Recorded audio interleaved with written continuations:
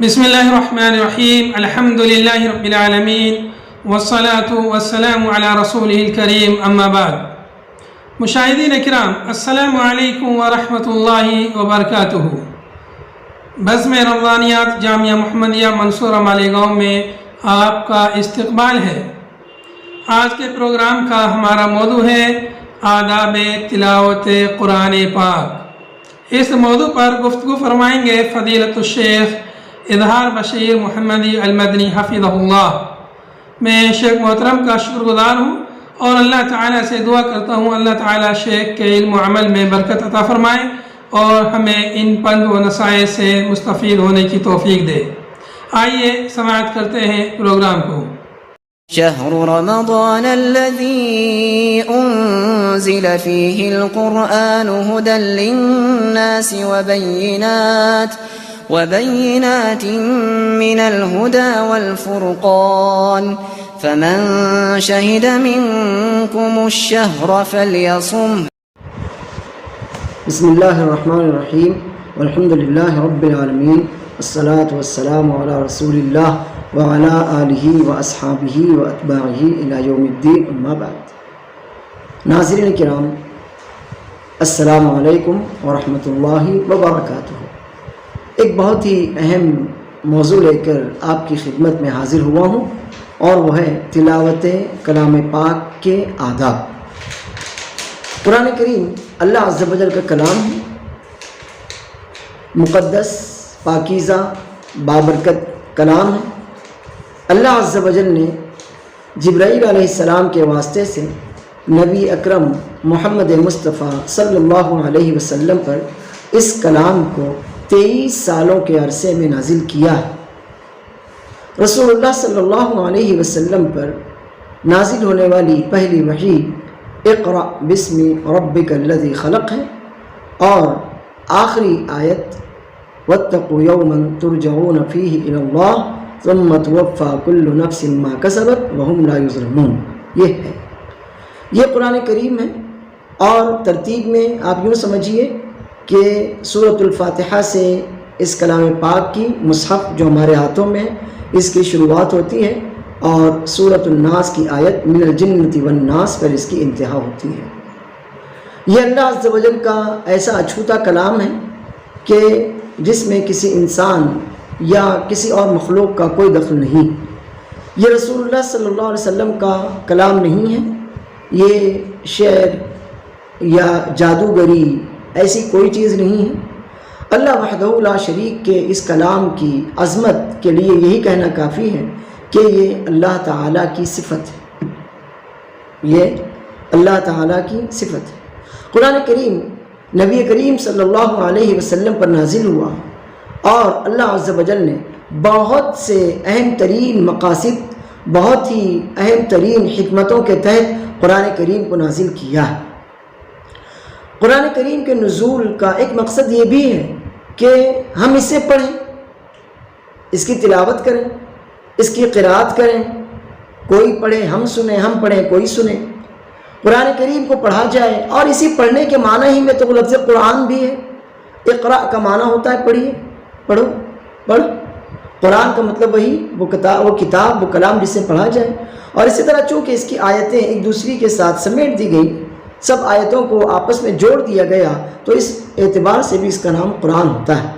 تو پہلے معنی کے اعتبار سے اس کلام پاک کو ہم قرآن کریم کہتے ہیں، کیونکہ یہ معزز کلام ہے، عظمت والا کلام ہے، بزرگی والا کلام ہے، اس لیے اس کو قرآن کریم کہا جاتا ہے، قرآن مجید کہا جاتا ہے، اور قرآن پاک، قرآن مقدس کہا جاتا ہے۔ اس قرآن پاک کی نزول کا ایک بڑا مقصد یہ ہے کہ ہم اسے پڑھیں، اس کی تلاوت کریں۔ اللہ عز و جل فرماتا ہے اتل ما اوحی الیک من الکتاب واقم الصلاۃ، 21ویں پارے کی پہلی آیت۔ آپ کی طرف جو کتاب نازل کی جا رہی ہے، جس کتاب کی وحی آپ کی طرف اللہ رب العالمین کی طرف سے ہو رہی ہے، آپ اس کی تلاوت کیجیے اور نماز قائم کیجیے۔ اس آیت سے آپ سمجھ سکتے ہیں کہ اللہ عز و جل نے قرآن کریم کے پڑھنے کا حکم دیا۔ گرچہ بظاہر یہ حکم نبی کریم صلی اللہ علیہ وسلم کو ہے، لیکن مخاطب پوری امت ہے، تمام مسلمان ہیں۔ اب اس قرآن کریم کو پڑھا جائے، لیکن کیا اسے کسی بھی کتاب کی طرح پڑھ لیا جائے کہ ہماری آنکھیں اسکرین پر ہوں اور پڑھتے چلے گئے، یا صفحات پلٹتے چلے گئے، یا انگلی پھینکتے چلے گئے، ایسے اس کو پڑھ لیا جائے؟ نہیں، یہ ایسی کتاب تو نہیں ہے کہ آپ اس کو بس آنکھوں سے پڑھ لیں اور آگے بڑھ جائیں، یا نظریں پھیرتے ہوئے آگے بڑھ جائیں، یا انگلی پھیرتے ہوئے آگے بڑھ جائیں، یا صفحات پلٹتے ہوئے آگے بڑھ جائیں۔ نہیں، قرآن کریم کو پڑھنے کا ادب، قرآن کریم کو سلیقے سے پڑھا جائے۔ اللہ عز و جل خود فرماتا ہے وَرَتِّلِ الْقُرْآنَ تَرْتِيلًا، قرآن کریم ترتیل سے پڑھیے، یعنی قرآن کریم کے حروف کے حقوق ادا کرتے ہوئے اس کی ترتیل کا، تجوید کا، مخارج کا جو حق ہے، جو اس کے آداب تلاوت ہیں، ان آداب تلاوت کا خیال رکھتے ہوئے قرآن کریم کو سکون سے ٹھہر ٹھہر کر پڑھیے۔ چھوٹی سی آیت ہے سورۃ المزمل، 29ویں پارے کی یہ سورت ہے۔ اس چھوٹی سی آیت نے قرآن کریم کے تمام کی تلاوت کے تمام حقوق کو ہمارے لیے سمیٹ دیا۔ آئیے اب ہم یہ دیکھتے ہیں کہ قرآن کریم کی تلاوت کے آداب کیا ہو سکتے ہیں کہ ہم قرآن کریم پڑھیں، اس کی تلاوت کریں تو ان آداب کا خیال رکھتے ہوئے قرآن کریم پڑھا جائے، تاکہ وہ فائدہ ہم کو مل سکے جو فائدہ اللہ عز و جل اپنے بندوں کو اس قرآن کریم کے پڑھنے کے عوض دینا چاہتا ہے۔ سب سے پہلی بات اخلاص ہونا چاہیے۔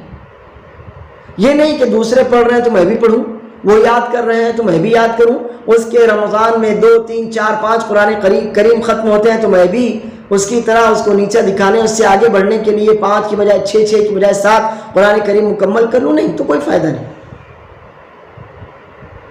اخلاص ہونا چاہیے کہ میرا یہ کلام پاک پڑھنا اللہ عز و جل کے لیے خالص ہے، اس میں اللہ کے علاوہ کسی کا کوئی حصہ نہیں۔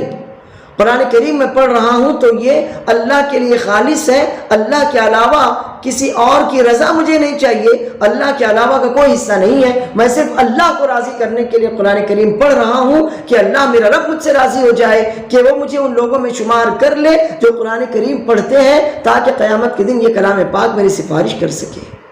یہ نیت ہے، یہ مقصد ہے، تو اخلاص آپ کو حاصل ہوگا۔ تو سب سے پہلا ادب یہ ہے کہ آپ کے سینے میں اخلاص ہو۔ دوسرا ادب، آپ اللہ تعالیٰ سے اجر کی امید رکھیں۔ اللہ کے رسول صلی اللہ علیہ وسلم فرماتے ہیں من قرأ حرفا من کتاب اللہ فلہ بہ حسنۃ والحسنۃ بعشر امثالها لا اقول الف لام میم حرف ولكن الف حرف ولام حرف ومیم حرف، سنن ترمذی کی روایت ہے۔ جو کلام پاک کا، کتاب اللہ کا ایک حرف پڑھتا ہے تو اس کو ایک نیکی ملتی ہے، اور ایک نیکی آپ کے ایک نیک کام کا اجر کم از کم 10 گنا آپ کو ملتا ہے۔ اور رسول اللہ صلی اللہ علیہ وسلم وضاحت کرتے ہوئے فرماتے ہیں، آپ کہتے ہیں میں یہ نہیں کہتا کہ الف لام میم ایک حرف ہے، نہیں، بلکہ الف ایک حرف ہے، لام دوسرا حرف ہے اور میم تیسرا حرف ہے۔ تو اگر آپ نے پڑھا الف لام میم تو آپ کو 30 نیکیاں ملی، کیونکہ آپ نے 3 حروف پڑھے۔ تو ضروری ہے کہ ہم قرآن کریم پڑھیں تو اللہ تعالیٰ سے اجر و ثواب کی امید رکھیں۔ اور اجر کیسے ملے گا؟ جب ہم اخلاص کے ساتھ پڑھیں گے، جب ہم اس کے حقوق کی رعایت کرتے ہوئے، آداب کا خیال رکھتے ہوئے پڑھیں گے، تب ہم کو اجر ملے گا۔ تیسری بات یا تیسرا ادب، قرآن کریم کی تلاوت کرتے وقت طہارت کے آداب کا خیال رکھا جائے۔ جس جگہ ہم پڑھ رہے ہوں وہ نظیف، وہ پاک جگہ، ہمارے کپڑے پاک ہوں، ہم خود طہارت سے ہوں، یعنی ہم لیٹرین میں، باتھ روم میں قرآن کریم نہ پڑھیں، گندی جگہوں پر قرآن کریم نہ پڑھیں، پاک جگہ ہو۔ اسی لیے علماء کرام یہ مستحب سمجھتے ہیں کہ کلام پاک کی تلاوت مسجد میں ہو، کلام پاک کی تلاوت مسجد میں ہو۔ اور رسول اللہ صلی اللہ علیہ وسلم نے بھی مسجد بنائے جانے کا ایک مقصد ذکر کرتے ہوئے فرمایا انما بنیت المساجد لذکر اللہ واقامۃ الصلاۃ ولتلاوۃ القرآن، کہ مسجدیں اللہ کے ذکر کے لیے، نمازیں قائم کرنے کے لیے اور قرآن کریم کی تلاوت کے لیے بنائی جاتی ہے۔ تو قرآن کریم ہم پاک جگہوں پر پڑھیں، ہم خود بھی پاک ہوں۔ اللہ فرماتا ہے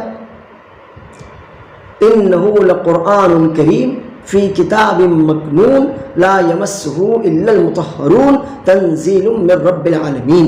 بے شک یہ بزرگی والا عظمت والا قرآن کریم بہت ہی محفوظ کتاب میں ہے، لوح محفوظ میں ہے، کہ جہاں تک اللہ رب العالمین کے متعینہ فرشتوں کے علاوہ کسی کے ہاتھ یا کسی کی نگاہ نہیں پہنچ سکتی. بہت ہی محفوظ کتاب ہے، اور یہ وہ کلام ہے کہ جسے صرف پاکیزہ، انتہائی پاکیزہ ترین لوگ ہی چھوتے ہیں، اور رب العالمین کی طرف سے نازل کیا گیا ہے. اس آیت سے یہ ساری باتیں جو میں نے آپ کے سامنے رکھی طہارت سے متعلق سمجھ میں آتی ہیں کہ آپ جس جگہ پڑھ رہے ہو وہ جگہ پاک ہو، آپ خود پاک ہو. یہ نہیں کہ ہم جنابت کی حالت میں ہیں اور قرآن کریم پڑھنا شروع کر دیں، نہیں، ایسا نہ کریں. آپ طہارت کی حالت میں ہوں. اگر آپ باوضو ہیں تو اور اچھی بات ہے، ورنہ کم از کم آپ طہارت کبریٰ کی حالت میں تو ضرور بضرور، اور آپ کا لباس بھی پاک ہو، آپ کے لباس پر بھی گندگی نہ لگی ہو. چوتھا ادب ہے قرآن کریم ٹھہر ٹھہر کر سکون سے پڑھا جائے. اللہ کے رسول صلی اللہ علیہ وسلم کی قرأت کیسی تھی؟ ام سلمہ رضی اللہ عنہا نبی کریم صلی اللہ علیہ وسلم کی تلاوت کا وصف بیان کرتے ہوئے فرماتی ہیں کانت قراءتہ مدن، ٹھہر ٹھہر کر ایک ایک لفظ سکون سے کھینچ کھینچ کر آپ پڑھتے تھے.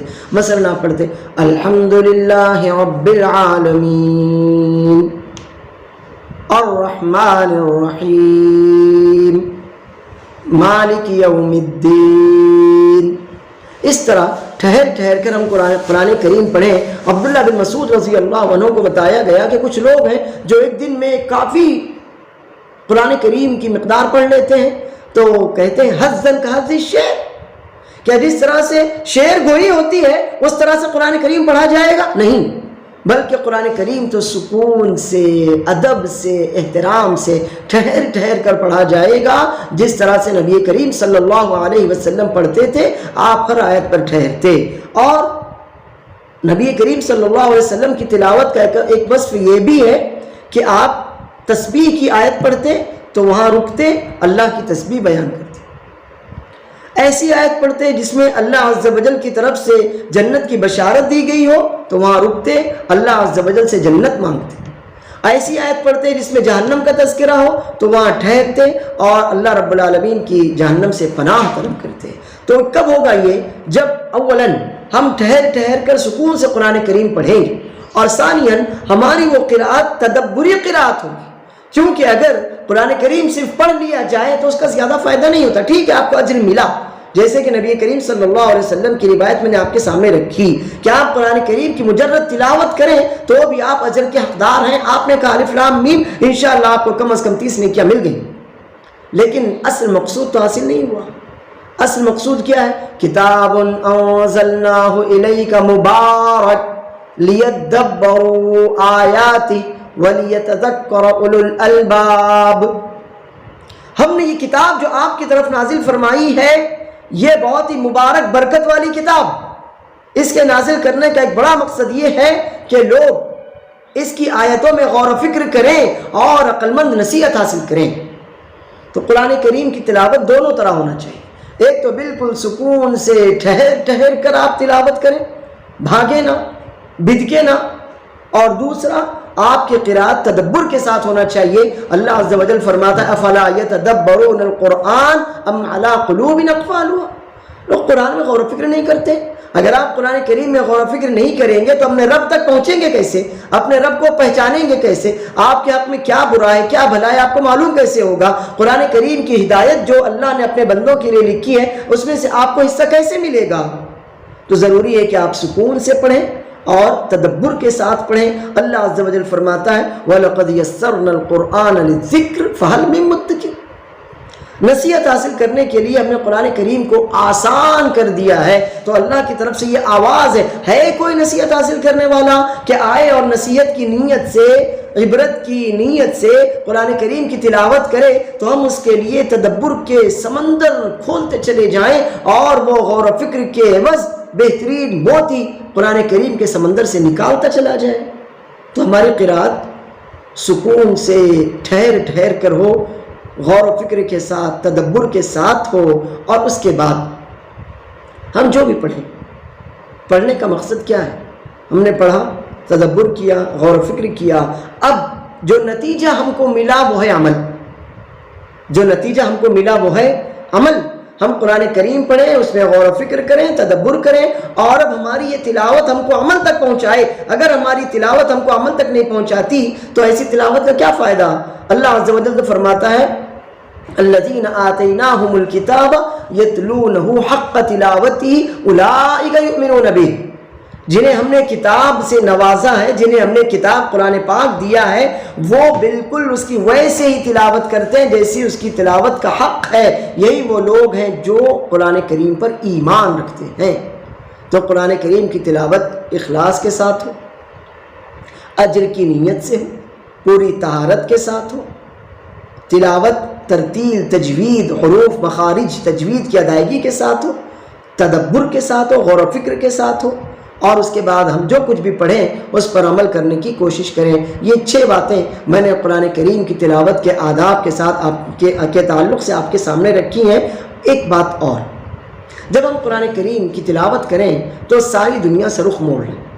یہ نہیں کہ قرآن کریم کی تلاوت بھی ہو رہی ہے اور موبائل میں میسج بھی چیک ہو رہے ہیں، واٹس ایپ پر میسج بھی آ رہے ہیں، فیس بک بھی کھلا ہوا ہے، دوسری سوشل سائٹس بھی کھلی ہوئی ہیں، یا یہ کہ قرآن کریم کی ادھر تلاوت بھی ہو رہی ہے اور نگاہ ادھر ہے، وہ کیا کر رہا ہے، کون آ رہا ہے، کون جا رہا ہے۔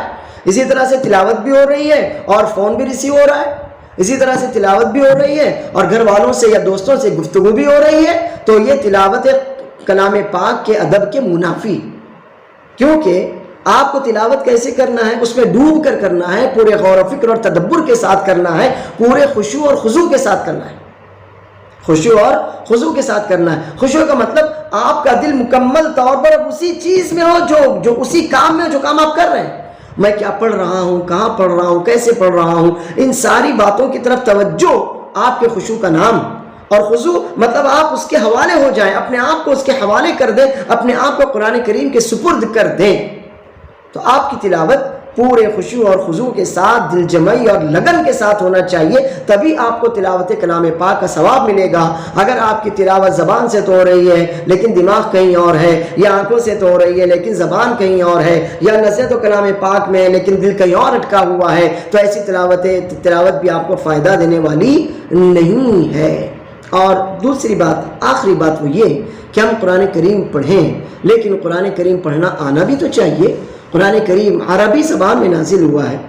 اللہ فرماتا ہے وَإِنَّهُ لَتَنزِيلُ رَبِّ الْعَالَمِينَ نَزَلَ بِهِ الرُّوحُ الْأَمِينُ عَلَى قَلْبِكَ لِتَكُونَ مِنَ الْمُنذِرِينَ بِلِسَانٍ عَرَبِيٍّ مُبِينٍ۔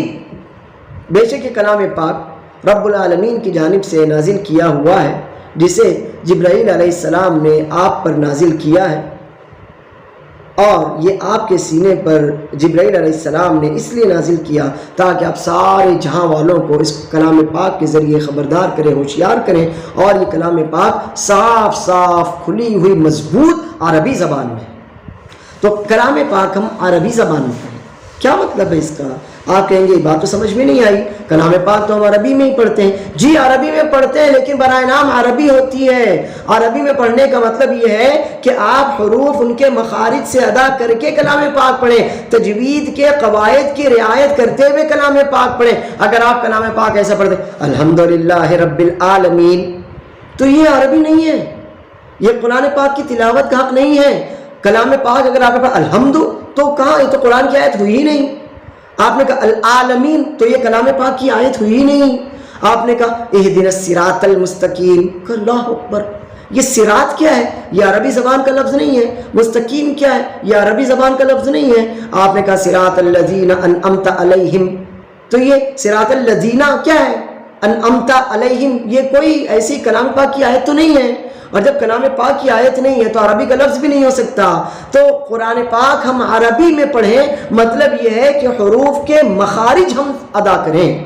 اگر ہم عین کا مخرج نہیں جانتے، اگر ہم ضاد نہیں کہنا جانتے، اگر ہم زال، زا، ضا، ضاد میں فرق نہیں کرتے، اگر ہم حمزہ اور عین میں کوئی فرق نہیں کرتے، اگر ہم سا، سین، صاد میں کوئی تمیز نہیں کرتے تو گویا ہم کلام پاک عربی میں نہیں پڑھتے، اور جب عربی میں کلام پاک قرآن مجید نہیں پڑھا جائے گا تو نہ تلاوت کا حق ادا ہوگا، نہ تدبر ہم کر سکیں گے، نہ اس پر کما حق و عمل کر سکیں گے۔ تو اس آخری بات کو آپ کے ذہنوں میں ڈال کر میں بس یہ درخواست کرنا چاہتا ہوں کہ میرے سب بھائی اور میری سب بہنیں کلام پاک مخرج سے پڑھنے کی کوشش کریں، تجوید سے پڑھنے کی کوشش کریں۔ اس کے لیے آپ کو کسی حافظ صاحب کے پاس، عالم صاحب کے پاس اگر کلاس لگانی پڑتی ہے تو ضرور بضرور لگائیے، تاکہ آپ کلام پاک ویسے ہی پڑھ سکیں جیسے اس کے پڑھنے کا حق ہے۔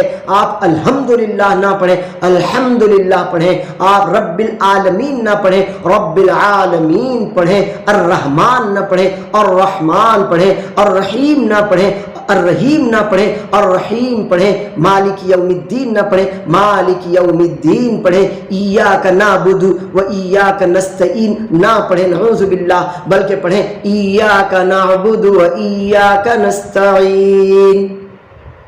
تو ضروری ہے کہ آپ قرآن کریم مخرج سے تجوید کے ساتھ پڑھنا سیکھیں، اور جان لیجئے کہ یہ آپ کے لیے فرض عین ہے۔